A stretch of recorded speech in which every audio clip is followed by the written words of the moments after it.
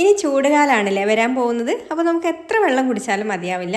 ഈ ഒരു സമയത്ത് നമ്മൾ പലതരത്തിലുള്ള വെള്ളങ്ങൾ ട്രൈ ചെയ്ത് നോക്കാറുണ്ട്, ഹെൽത്തി ആയിട്ടുള്ള ഡ്രിങ്ക്സ് ഒക്കെ ഉണ്ടാക്കാറുണ്ട്. അപ്പോൾ ഇതിൻ്റെ കൂട്ടത്തിൽ നമുക്ക് ട്രൈ ചെയ്യാൻ പറ്റിയിട്ടുള്ള അല്ലെങ്കിൽ ഉണ്ടാക്കി ഹെൽത്തി ആയിട്ടുള്ളത് നമുക്ക് വയറിനൊക്കെ തണുപ്പ് കിട്ടുന്ന ഒരു ഡ്രിങ്കാണ് കേട്ടോ ഇന്ന് ഷെയർ ചെയ്യുന്നത്. അപ്പോൾ ഇത് റെഡിയാക്കി എടുക്കാൻ വേണ്ടിയിട്ട് ഞാനിവിടെ പനനുങ്കാണ് എടുത്തിട്ടുള്ളത്. ഇതുപോലെ ഒരു 4 എണ്ണമാണ് കേട്ടോ എടുത്തിട്ടുള്ളത്. അപ്പോൾ ഇതിൻ്റെ തൊലി ഒന്ന് പുറം ഭാഗത്തുള്ള തൊലിക്ക് ചെറുതായിട്ടൊരു കയ്പുണ്ടാവും. അപ്പോൾ അതൊന്ന് കളയണം. ആ ഒരു തൊലി ഒന്ന് കളഞ്ഞതിന് ശേഷമുള്ള കഴമ്പാണിത്. ഇത് നമുക്കൊന്ന് കട്ട് ചെയ്തെടുക്കാം. ഇതുപോലെ ഒന്ന് കട്ട് ചെയ്തെടുത്തതിന് ശേഷം മിക്സിയുടെ ജാറിലേക്ക് ഇട്ട് കൊടുക്കുന്നുണ്ട്. ഇനി ഇത് അരയാൻ ആവശ്യമായിട്ടുള്ള വെള്ളം കൂടെ ഒഴിച്ച് കൊടുത്തിട്ട് ഒന്നങ്ങ് അരച്ചെടുക്കാം. ഒരുപാട് ഫൈനായിട്ട് അരച്ചെടുക്കരുത്, ചെറുതായിട്ടൊരു കടിക്കാനുള്ള രീതിയിൽ വേണം കേട്ടോ അരച്ചെടുക്കാൻ വേണ്ടിയിട്ട്.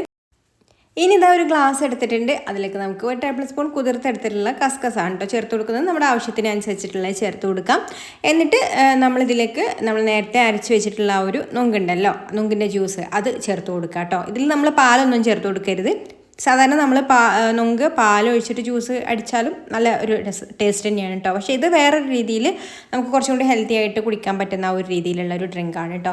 അപ്പോൾ അതാ ഞാൻ ഇത്രയാണ് ഒഴിച്ചു കൊടുത്തിട്ടുള്ളത്. നമുക്ക് എത്ര ആണോ കട്ടി വേണ്ടത് അതിനനുസരിച്ചിട്ട് ഒഴിച്ചു കൊടുക്കാം കേട്ടോ. ഇനി ഇതിലേക്ക് പുളിക്കാവശ്യമായിട്ടുള്ള നാരങ്ങ നീര് ഒഴിച്ചു കൊടുക്കാം. പിന്നെ അതിലേക്ക് മധുരത്തിനായിട്ട് നമ്മൾ നന്നാരിയുടെ സർബത്താണ് കേട്ടോ ഒഴിച്ചു കൊടുക്കുന്നത്, ആ ഒരു നന്നാരി സിറപ്പ്. അപ്പോൾ അതും നമുക്ക് മധുരം എത്രത്തോളമാണോ വേണ്ടത് അതിനനുസരിച്ചിട്ടുള്ളത് ഒഴിച്ചു കൊടുക്കാം. ഇനി ഇതിലേക്ക് വെള്ളം ഒഴിച്ചു കൊടുക്കാം. ആവശ്യത്തിന് വെള്ളം ഒഴിച്ചു കൊടുത്തിട്ട് തണുപ്പിന് ആവശ്യമായിട്ടുള്ള ഐസ് ക്യൂബും കൂടെ ചേർത്തിട്ട് മിക്സ് ചെയ്ത് കൊടുത്താൽ നമ്മുടെ അടിപൊളിയായിട്ടുള്ള പനനുങ്ക് സർബത്ത് റെഡിയായി.